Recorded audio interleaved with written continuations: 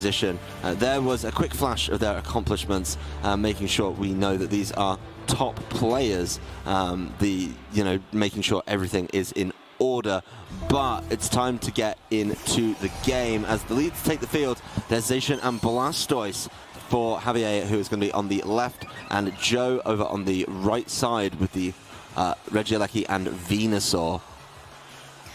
Interesting start for both of these trainers. Obviously, the Zacian being on the field right now, there could be an Incineroar switch in to be able to bring that Zacian's attack stat back down to neutral, but it's really about the Blastoise that has been a pretty big threat for Javier's team. That G-Max Cannonade being able to dish out some pretty decent damage and then also being able to set up that residual chip.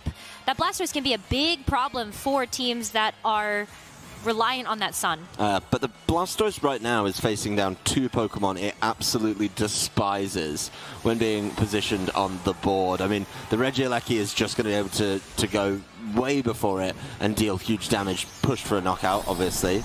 And then, you've got the whole situation where, well, Venusaur can also just do big damage, and it doesn't even need Chlorophyll to do it. I don't think Blastoise alone can stand up to the Regieleki, so it's going to have to put in some work. The fake out going into the Dynamax version, though, not a good start for Javier.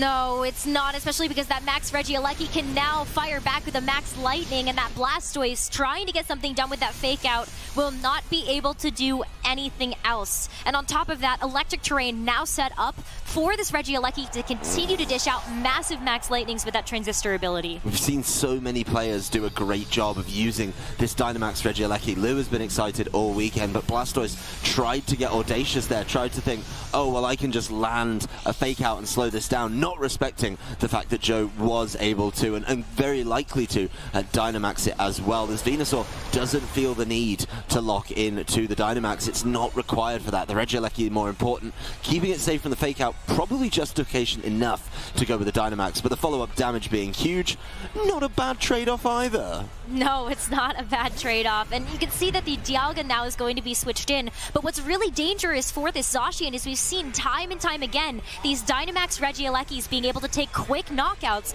onto Zacian, and so while we did see that Leaf Storm not do very much damage to the Zacian, sometimes those Zacians can just get one hit knocked out when that Electric Terrain is active. That Zacian, now the Electric Terrain is up, is 100% in range for this Regieleki. There's no doubt in my mind that it is able to knock it out from here. The Terrain, the Transistor, maybe you're forced to look at a Weezing to get rid of the Transistor, but I doubt that's going to be enough. The Weezing's not even here on this lineup as Javier reveals the Rillaboom right there. Yes, the Rillaboom may be able to deal some damage by going first, avoiding the speed issue that Regieleki brings, but while it's Dynamax, it's just not going to be able to do enough, to be quite honest with you. It's seriously going to struggle, and now, you've got to use the Rillaboom as a defensive switch here, which kind of hurts when you want it to come in and deal some big damage. You're asking a lot of the Rillaboom, really.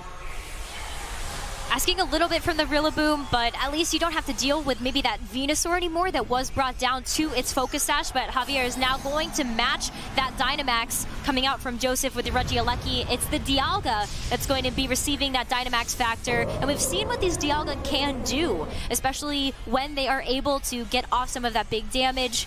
Maybe not this time, though, as this Regieleki does go for a Max Guard and a Max Wormwind into that spot. Would have been able to drop the attack. That's a very important Max Guard, I think, being able to keep it safe in that instance. You don't want to just give up the Regieleki, and definitely Dialga with a wide array of moves that it can fire off. It definitely has access to Earth Power, which means Max Quake is an option, and it is very scary for something like the Regieleki. The issue is, I think if the Dialga doesn't get some work done very, very quickly, it's kind of going to fall behind, and once its Dynamax turns are over, talking about this with Lee off stage the other day, Palkia and Dialga kind of fill that same role, like they're big, bulky Pokemon, but if they're not getting their work done while they're playing in the the premium condition of being Dynamax, they just fall behind, and it's going to be a big ask from this Dialga on this turn to take out this Regieleki. Well, the Max Strike is going to drop the speed of both that Rillaboom and this Dialga, but the Max Wormwind does connect onto the Regieleki this time around. Huge knockout onto Joe's Dynamax Pokemon. Critical hit as well, just to making sure that falls. It's a good thing to get rid of as well, because Regieleki being one of the fastest Pokemon, in this field of 12 is going to be pretty important to keep at bay, as we know what's in the back for Javier, and it is going to be that Zacian. So you want to make sure that you do have some amount of speed in your favor moving forward into future turns. Yeah, the board position's been really nice for Javier for the past couple of turns. The Rillaboom coming in, meaning that the Regieleki kind of forced off that Max Lightning and ignoring the fact that it was, that's just going to do more damage. The speed control kind of helpful, and I think the speed control could come back to be really important for Joe, just because, his Groudon's going to be going first. His Groudon loves attacking this Dialga, but the Rillaboom's currently on the field with complete control of the terrain, so the Rillaboom's in the position it wants to be. It's going to be able to try and Grassy Glide or even Wood Hammer into that Groudon. The issue is the Incineroar's now in the sun, so its Flare Blitz is going to hurt. On top of the Max Strike, that Rillaboom could be a little bit susceptible, but still a huge amount of damage able to go down. Importantly, the last turn of Dynamax for Javier, I think he needs to get some value out of it, and maybe something that helps him through the rest of the game, something that sets up a stat boost that is going to be important and is going to be pertinent as they try and get through. Okay, Heat Crash going into the Rillaboom's Protect, but the Max Whirlwind, and I really like this play. Not only are you going to get some really nice damage onto the Incineroar, but you're also dropping the attack of these two physical attackers on Joe's side. Yep, and it gets a little bit awkward if you try and switch into something else as well, because, the Venusaur's super low and is going to get easily picked off. Any priority move such as Grassy Glide would be able to do that requisite 1 hit point of damage. So even in the sun, this Venusaur might not be afforded the opportunity to move, and that's going to be a bit of a problem. It is. That priority Grassy Glide can cleanly pick up this Venusaur, despite the fact that it's in the sun. I'm sorry, it now has to do 10 hit points of damage because the Venusaur switched in and got the recovery from Grassy Glide. My apologies. That extra 9 might be a push for the Rillaboom, but I feel good that it can get there. I think you're right. I think it can definitely get through that HP on the Venusaur. Despite the Chlorophyll being active for this Venusaur and the Harsh Sunlight being on the field, Rillaboom does have access to that priority, and then, of course, this Dialga can still start taking a look at trying to whittle down that Groudon. Don't forget, though, the Rillaboom and the Dialga did get caught by the Max Strike earlier, which could put them in a dangerous position when it comes to moving first. This Venusaur, so scared, so scared. It is a good switch. It does get the Intimidate back down. That is, of course, important on the Rillaboom. I don't know if that's going to make enough of a difference when it comes to the Venusaur calcs, but it will make a difference against the Groudon, very much so. So, yeah, Rillaboom just going after that slot with the Grassy Glide. Oh, actually, the Groudon. I like that. I like that a lot from Javier.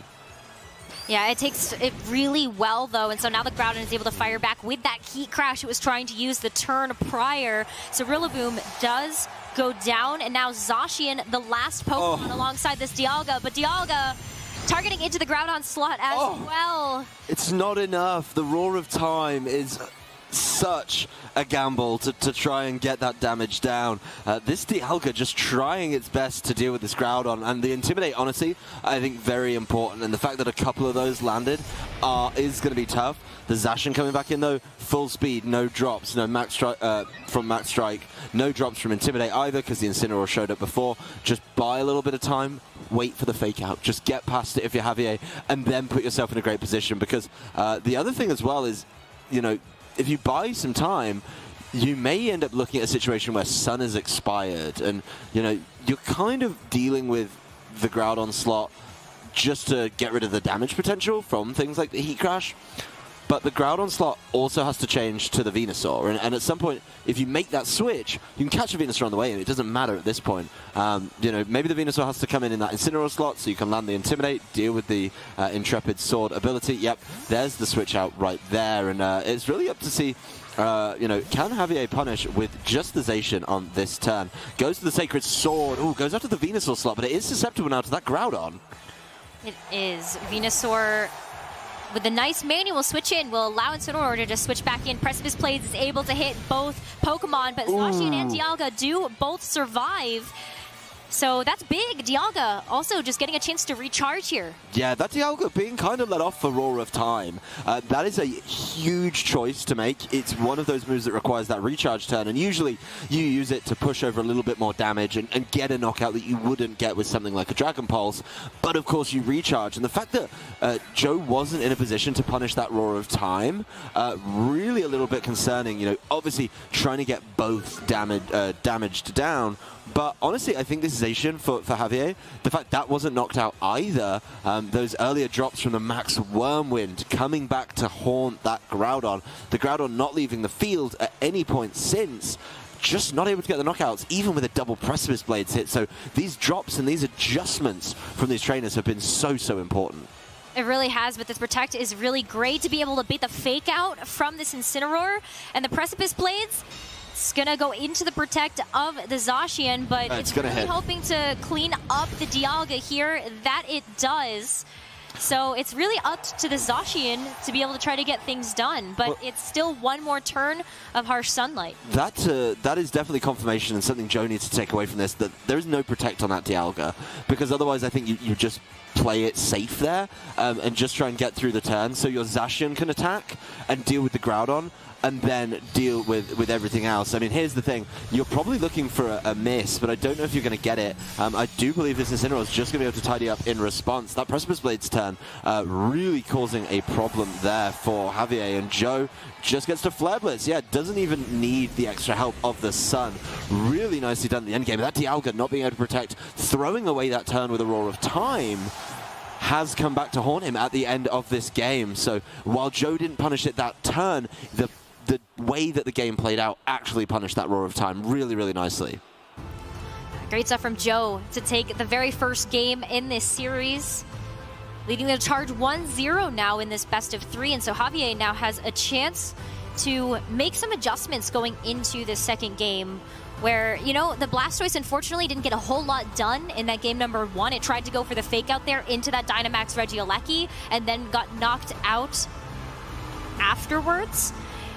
And so I'd like to see a bit more. We've seen what that Blastoise can do, whether it's been on this team or other teams that we have seen be featured in our top 32 today. It's a tough team to bring it into, though. The Venusaur and the Regieleki, which Joe just led with as well. Just saying you should not bring Blastoise to this matchup. And as soon as he revealed it, you know, it's kind of tough to go from there. As soon as you reveal that Blastoise, you probably have to get it out of the field as quickly as possible.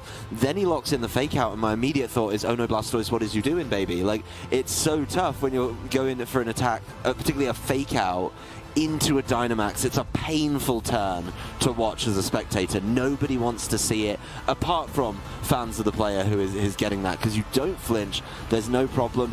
I don't think on paper it's a bad call. Venusaur is the most common thing to Dynamax, I think, but this tournament has been the tale of Dynamax Regieleki, and you have to respect that. Letting that just Max Lightning turn 1 put you so far behind.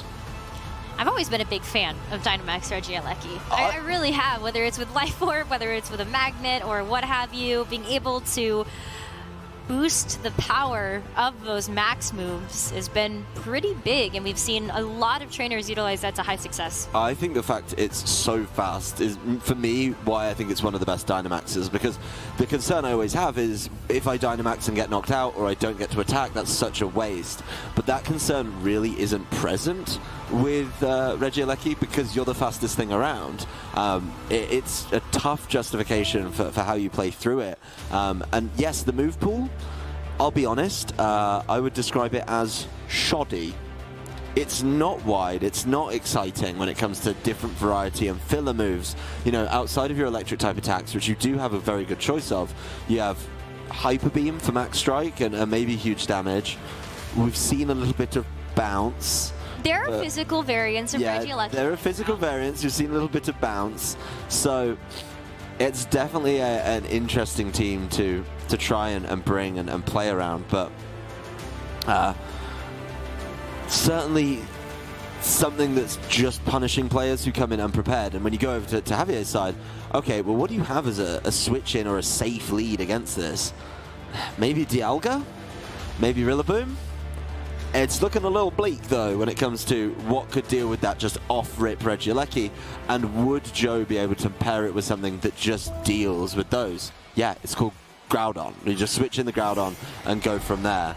Does mix it up. His team choice has definitely made at least one change in this game. Once again, Blastoise is here, and this is not the time for it. Not in front of the Yveltal or the Regieleki. That's definitely a big problem when that Regieleki Dynamax that first turn in game number 1, and we'll have to see what this Blastoise decides to do. This could end up differently. Depending on how things go, it very well could be different, but that Yveltal makes things trickier. It could be different, but I think the best way to make it different is switch out the Blastoise. Save it for later, get it in a position. Of course, if you end up seeing that the last two is, say, Groudon, Venusaur, it doesn't matter where you save it for. It just wasn't the Pokemon for this. Blastoise making sure it does some work, though, and no Dynamax either, so Zacian just going for it. Oh, Regieleki maybe expecting the switch out from the Blastoise. This is audacious from Javier to leave it in front of a Regieleki and see where it can go from there. Well, the helping hand is, you know, guaranteed here, but the foul play as well, going into the Zacian, that's just going to be a knockout right away. The critical hit as well. Now that Zacian will not be able to attack despite the helping hand from the Blastoise. Another wasted turn for the Blastoise as well. I mean, it helping-handed and didn't get to do anything. Really nicely done by Joe to identify that Electro Web would push that Yveltal into a position where, you know what, it can go first. A big, big foul play, which, you know, after you get yourself a boost on the way in, yeah, it's not very effective, but it is punishing. It's still a very high attack that you're dealing with, and that... huge from the Yveltal, being able to take out one of the restricteds, you know, just taking a tiny bit of damage done through it. That's it. I mean, that's all that's on the board for Joe, damage-wise, and Javier's got a whole lot of work to do. Is going to have to look for a Dynamax option. It has to be, it's going to be Dynamax over on Joe's side. I think Javier has to look for a Dynamax option too, because otherwise you're going to fall way behind the pace here. That Dialga is looking like a pretty good Dynamax candidate for Javier, and that's exactly what we are going to see. But the Yveltal choice for Joe makes so much sense in this case, because not only do you have the Electro Web speed drops already on that Blastoise, but the Yveltal can just start pushing out so much damage, whether it is from a Dark Aura boosted Max Darkness, or you can continue to boost your speed with those Max Airstreams as well. Blastoise is going to try one more time to get this helping hand onto the Dialga, but another Electro Web will knock out this Blastoise and will also drop the speed of this Dialga, so let's see what this Yveltal can do. This Yveltal is going to have to go right. He's going to be going next. He's going to be able to just throw the damage down onto this Dialga. The Max Darkness coming through here. Not going to be enough for a knockout, but a huge amount of damage onto the opposing Dynamax Pokemon. Time to see how much Dialga can do with that helping hand boost, if it will be able to fire back. Going after a Max Steel Spike here, trying to boost its defenses, but it's still not close to a knockout. And I think, you know, with the speed drops coming through as well from these consistent Electro Webs, Joe is in such a commanding position. What can Javier bring that can deal with this? If it's the Rillaboom, okay, you do get to start using Priority, but don't forget, Oblivion Wing. That's going to become Max Airstream. That's going to absolutely deal with you, no matter who you are. And you know, I don't even know how close you would get with a Grassy Glide. It's going to be a push. It's going to be tough. Yeah, you could probably deal with a Regieleki that way, but then you're leaving Yveltal to just start going after you. And unfortunately as well, you're not getting any extra benefit onto that Rillaboom because of how slow that Dialga is. Rillaboom just going to go for a Protect. You really want to try to wait out some of these Dynamax turns. Regieleki also just continuing to fire away these Electro Webs. It's been putting in consistent damage, bringing this Dialga so low. And now Joe's Yveltal gets a chance to go for another Max Darkness, and that's going to go right into the Dialga and clean it up. It is just the Rillaboom now left for Javier in this game too. Yeah, Javier must know at this point that his time is up, and Joe probably feeling super confident of whatever he's got in the back, its ability to deal with the Rillaboom. And look at the options, right? Groudon, that's going to be able to deal with it. Venusaur, you're not really going to be able to do enough damage to the Venusaur, so yeah, you're going to have to deal with that. And of course, potentially Incineroar as well. So Joe, a commanding game two, really, really showing a complete understanding of this team, bringing in the Incineroar just to land the Intimidate, really making sure there is no sneaky path back in for Javier in this one. The Grassy Glide will connect with the Evil Tile, nowhere near though, not very effective, intimidated. Yeah, you're not even considering it. And a Max Airstream in retaliation seals this set 2-0 for Joe Ugarte. A way different game in game 2 than we saw in game number 1. Yeah, very, very commanding game number 2 here for Joe. Clear